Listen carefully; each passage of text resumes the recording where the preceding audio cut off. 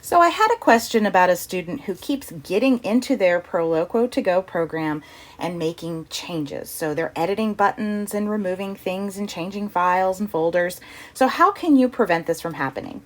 You've basically got two options. You can work within Proloquo2Go or you can use the built-in iPad features. So first, here's how you do it within Proloquo2Go.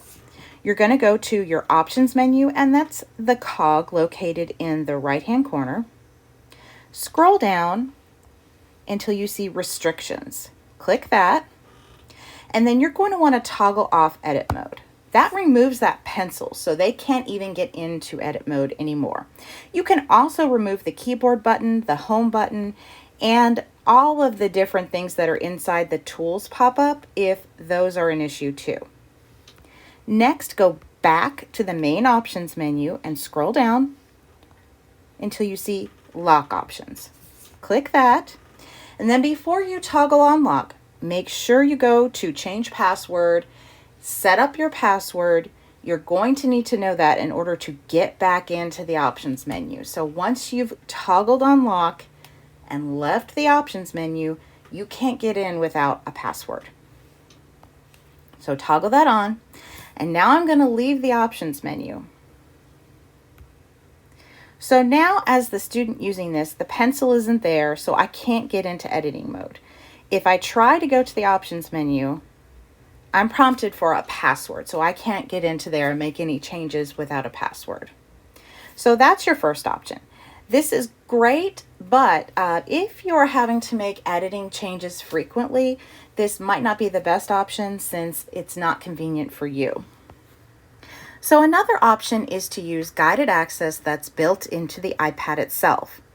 In order to do that, go to your iPad settings and then scroll down until you see accessibility and click that.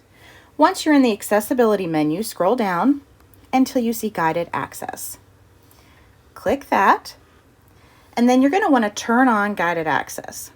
Make sure before you use this that you go to your passcode settings and set those up, or if you're using Touch ID, make sure it's the right finger that's going to unlock this. Go back to your guided access menu and also turn on accessibility shortcut.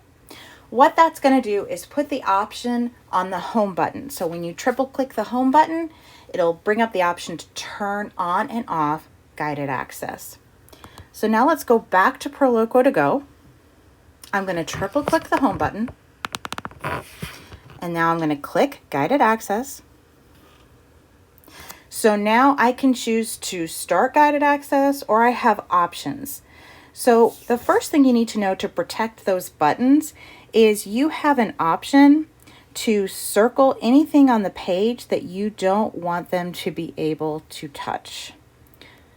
As long as that touch is turned on, you can make any shape on the screen and adjust that shape and block out anything that you want to block out. So I want to block out the bottom of this. I'm going to make another one for this options, and that's now completely blocked out. They can't use any of these buttons. I'm going to hit start, enter my passcode, and now not only are the buttons grayed out so they can't touch them and do anything with them no matter what I'm touching them, nothing is popping up. They're locked into this app, so they can't get out of this app and go exploring the rest of the iPad. The only way to get out is to turn off guided access. And to do that, you triple click, click guided access. You'll be prompted for your passcode and hit end. And now it's ended. So now these buttons, I can touch these buttons down at the bottom again. I can get out of this app if I want to. So those are your two best bets to be able to keep your student from making changes to Proloquo2Go. Thank you very much and good luck.